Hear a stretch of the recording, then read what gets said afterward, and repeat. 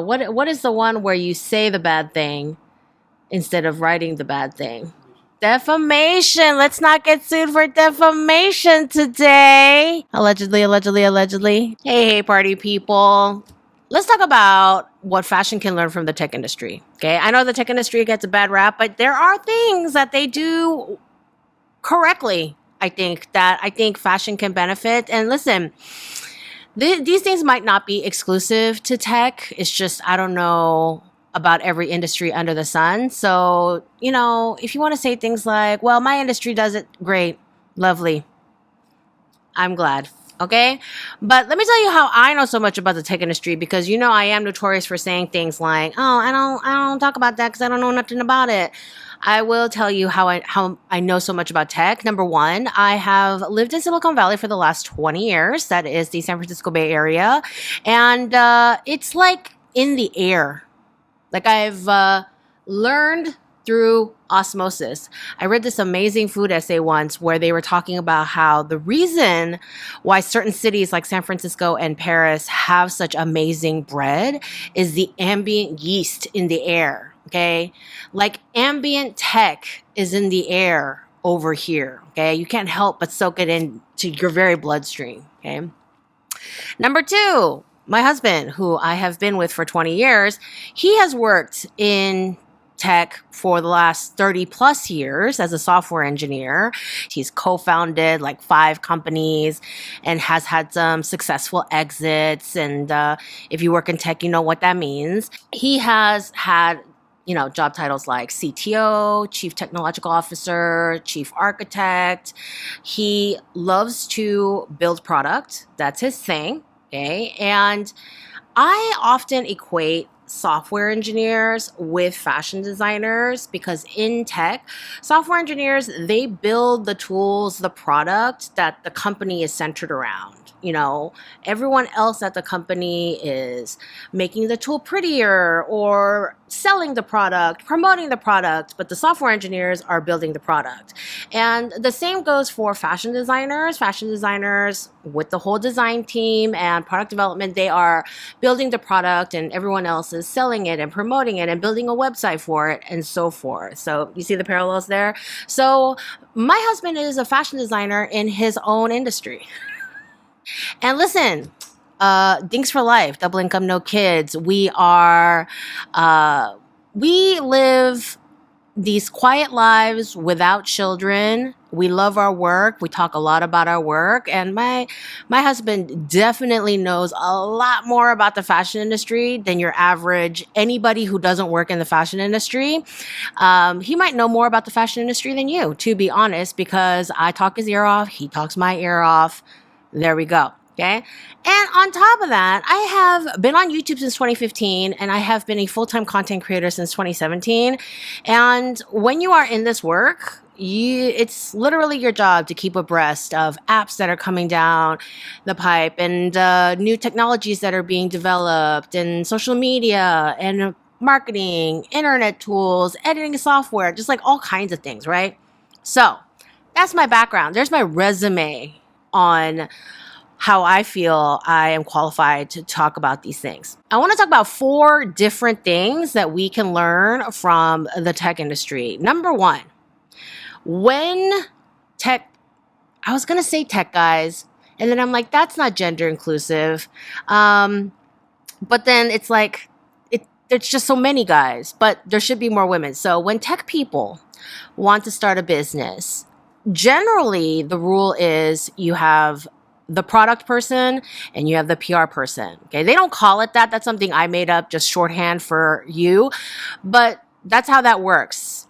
You have one person who is really about building the tools. They have an idea or, they discuss the idea together and they want to build this cool thing. It's going to change the universe as we know it. It's going to help people. It's going to solve world hunger. It's going to bring us world peace. Every tech bro I know thinks that their thing is going to just improve the world at large. And I kind of like that though. I really feel like we should all learn from that level of delusional enthusiasm about the things that they can bring to the world. Okay. Don't let it get too far and egotistical, but I kind of like that whole like, yes, I can help the world with my thing that I'm building. Okay. But there's the product person who is really good at writing the software, building the product, figuring out features that the product needs.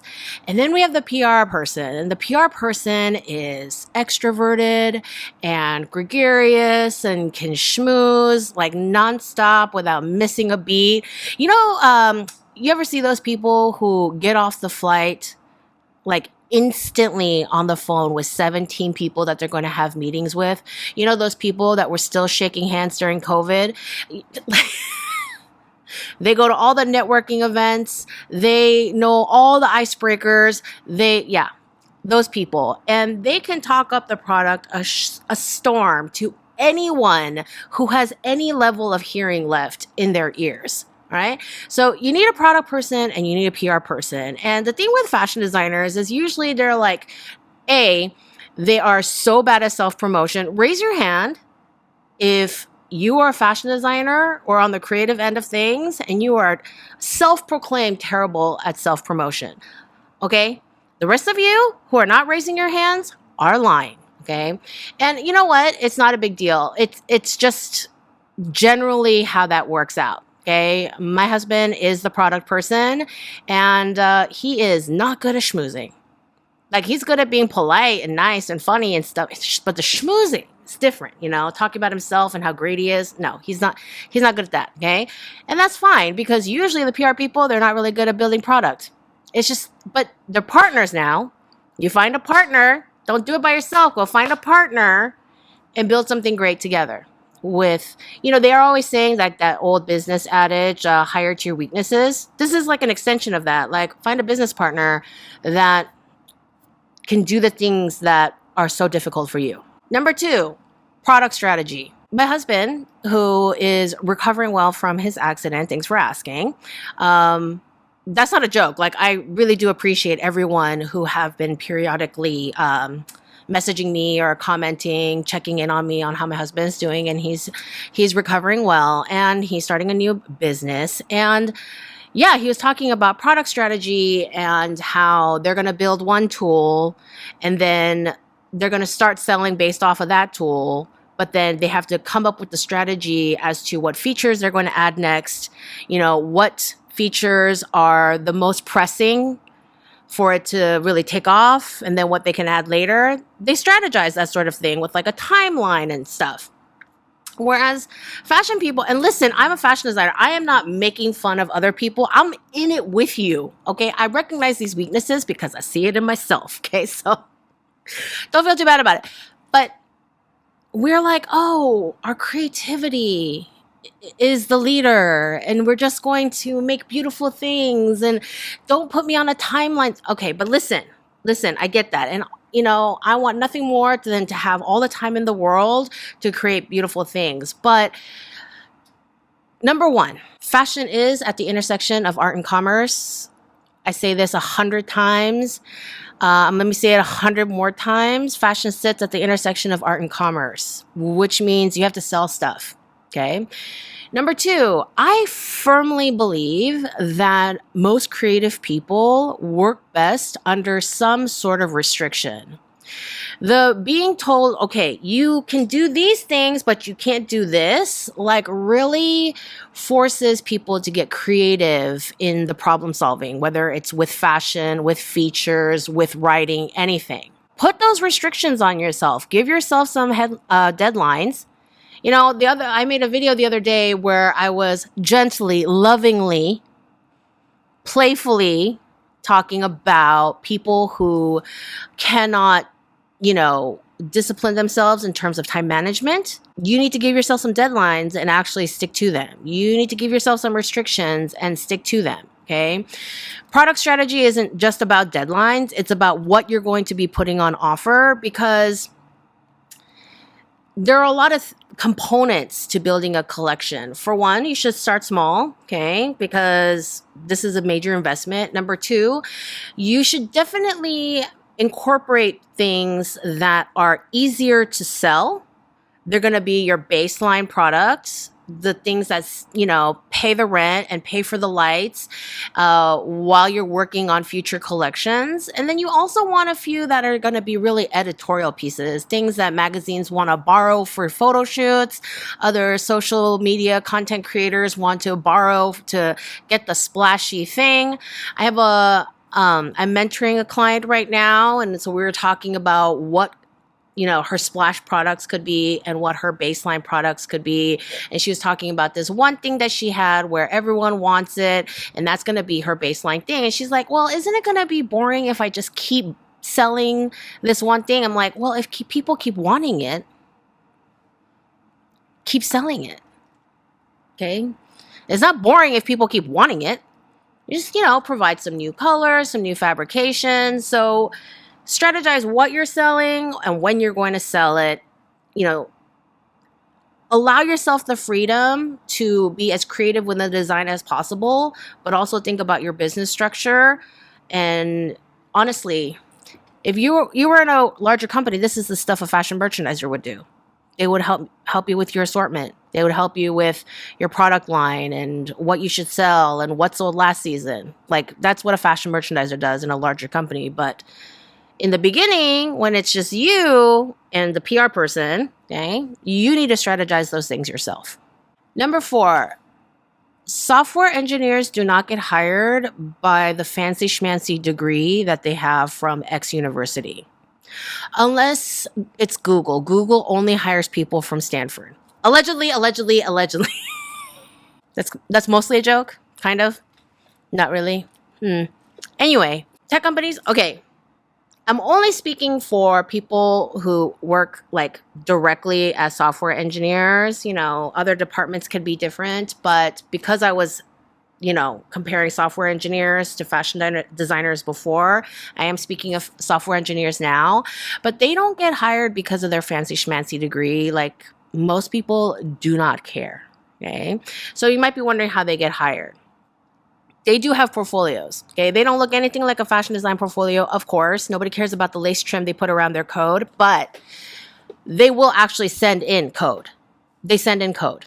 And any software engineer who is experienced enough to be in a position to hire someone can read that code and be like, oh, this person knows what they're doing. After a while, in any industry, your work experience is going to be the thing that stands out, and nobody cares about whether or not you have a degree. But especially in the beginning, those entry level beginning jobs, you have to prove that you know what you're doing. And this is in software, you send in code, you send in bits of projects that you're working on. And so I really feel that for fashion designers, they should be hired purely based on the merit of their work.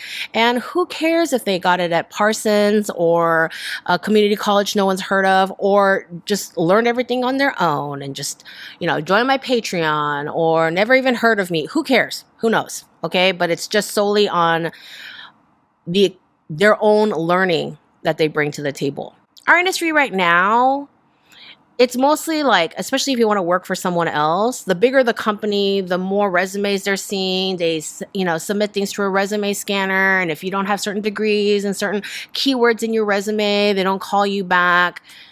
This whole looking for a degree part is unnecessary, especially considering the fact that the quality of fashion education globally is dropping. Yeah, I said it.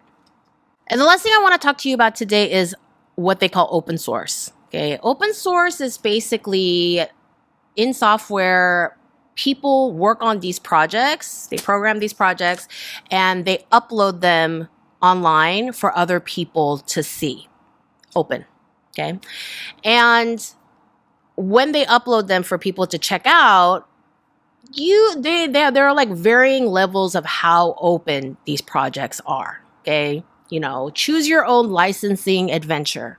Okay, there are things where it's like, I've only uploaded for you to look at, but you are not allowed to download it or do anything to it. I've uploaded for you to look at, and if you like it, you can pay me to use it. I've uploaded for you to look at, and please feel free to download it, expand upon it, build on it, and share with me your results. There are all these options that you can do in open source. So there's this website called GitHub, and software people, they build a profile and they start uploading their projects. And then other people follow other people's projects. And as the project progresses, you can keep track of projects, you can leave notes. And listen, there's nothing more internet people like to do than to correct someone else. Where's the lie? Anyway, so people will comment. Also, people will be like, okay, this is a project I'm working on right now, and I'm really struggling with this bit. What do you think? And, people will come in and offer solutions. And so everyone has these GitHub profiles. Why is that important? And isn't that violating my IP? I don't want people to copy my stuff. And isn't that the same thing as just posting your stuff on Instagram? Okay. I'm going to get to all those questions. Number one, my husband doesn't post his day job stuff on GitHub. Okay, that GitHub is for like his personal fun, having fun projects. His day job is his day job. That's like proprietary. He has patents based off of stuff he's built for his day jobs. Okay, so you can separate those out. Nobody's saying you have to share everything. Things that involve actual IP, like trademarks, logo, that kind of thing. You don't have to upload those to share with the world. And you can watermark stuff if you want to, whatever, okay? Number two, it's different than Instagram because Instagram, you can't track a project's progress. You're not really building a community of people having interesting conversations about work, okay? The thing with GitHub that I find so appealing is the fact that it's networking based off of people's projects and their conversations, and not necessarily how good you are at schmoozing, how conventionally attractive you are, how stylish you are, what a friendly, approachable attitude you bring to a convention. Like, none of that, but like just cool projects. Okay. I recently attended this Zoom where the speaker was Jason Wu, the fashion designer, and he was talking about how he looks for print designers because he's quite known for his prints.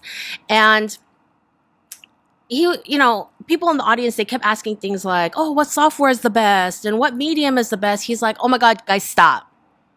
It's about the work, building your own style, finding something that's interesting and different. And so, I can see a bunch of designers, like print designers, developing work and posting it out there and having conversations with other designers and designers of different categories. And most of the time, and Jason Wu was saying, it's not like he just sees the print on Instagram and tells the designer like, hey, I want that one. He sees a certain style and he's like, I want to work with you to build my own exclusive for our brand. Okay. And so my husband has been hired off of GitHub. He has hired employees off of GitHub. He told me that in the industry now, if you don't have much on your resume in terms of work experience, they will ask you to submit your GitHub profile so they can check out what projects you're working on, because that will prove to them that you know what you're doing. Okay. And so it's become a calling card. It's become a place where you can really share work and build community and make friends and network. I think it's really great. It's above and beyond just like posting your work on Instagram. And I think fashion really needs something like that. I get clients all the time where they're like, how do I find a tech designer? And how do I find a pattern maker? And I know that, there are places like Fiverr, which I haven't had any experience with them, so I'm not going to speak on it. There are portfolio hosting platforms like Behance, but people don't go there and spend time there. The thing about GitHub is people spend time there because they're having conversations and they're tracking the progress. It's not just the one time, oh, that's cute. It's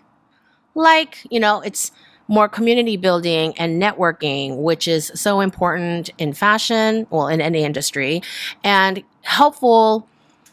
I know this woman, she's a pattern maker, and she built her own online forum on her own website. And I know that she got a lot of pattern making jobs strictly based off of hosting her own forum and answering a lot of pattern making and sewing questions. She built her reputation on how well she was able to help all these people. And so that when she launched her business, when she launched her book sold really well, all these things. And I'm here trying to teach other people how to do things in fashion. And I get so many emails like, oh, how much do you charge for doing this many flats? And do you do tech packs for people? Can you design my new line? Like, I get those kind of requests all the time that have nothing to do with teaching or public speaking or anything like that, which is more kind of my direction now. Because they see what I'm able to offer for free. And again, you don't have to post everything. I post things expressly behind a Patreon, paywall, because I'm not going to give everything for free on YouTube. That's just how that shakes out. Okay. And so you don't have, like, people get their panties in a twist about this, like, giving away stuff thing all the time, but you don't understand how much giving away stuff can bring to you in return. Okay. I have built my entire business, my LLC, my social media empire. I couldn't even say that with a straight face. Because I just started giving away stuff for free, for posting stuff for free. Okay. And having conversations with people in my comments and in my DMs. But I'm just one person, I want someone out there to build a GitHub for fashion, build a whole community like that, where people can find each other and network and make friends based off the cool projects that they're working on, and give an opportunity for fashion people to find their people, to find their kindred spirits in fashion, find their partners. Because I'm sure earlier in the video, you're like, well, I'm a product person. Where do I find my PR person? My husband's found co-founders on GitHub, that sort of thing. Okay. So somebody start a GitHub for fashion. Okay. Somebody get on that. And if you want to work with me on that, call me. Please give this video a thumbs up if you learned something new today. Share, subscribe, all the ways you show me love. Drop me your video requests and your questions in the comment section below, and I will see you in the next video.